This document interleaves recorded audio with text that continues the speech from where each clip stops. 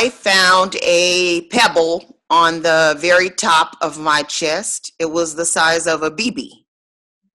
And I thought it was a bump. I was going to mess with it, and I decided not to. At that time, about 10 months later, I saw a breast cancer commercial. And I said, today I'll feel the BB. Only the BB was gone, and it had turned as long as my finger. It was a lump. And at that time, I said, oh my God, I have a lump. I went to my mother and said, what do you feel? She said, a lump. That same day, I went to the hospital where my father was at, and I knew a doctor inside of there. And I told them I was going to, my father said, where are you going? I said, across the street.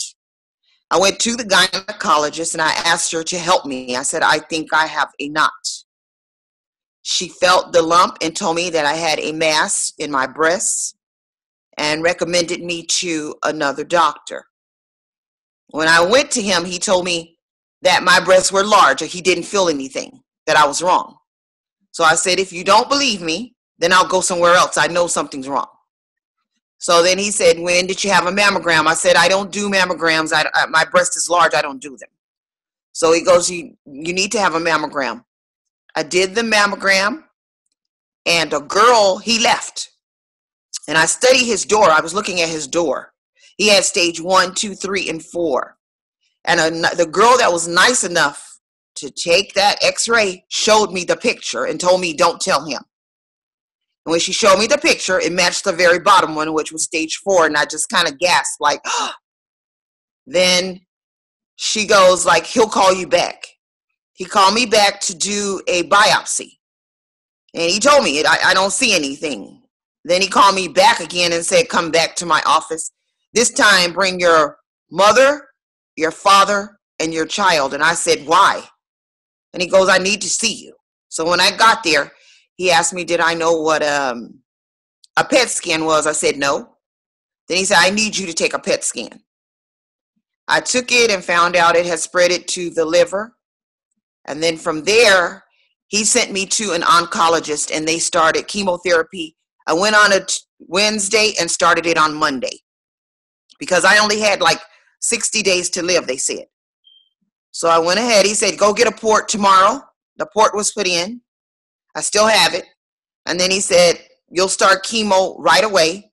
I did chemo for 1 year, 1 week, every Wednesday for 1 year. I did 2 bags, one for the liver, one for the breast. Then when the year was up, they let me go ahead and do radiation. I did radiation 3 times a day for 10 days to make it 30 days out. Then I had my breast, a lumpectomy. And then last year I had both of my breasts, all the tissue taken out, but just a tiny bit.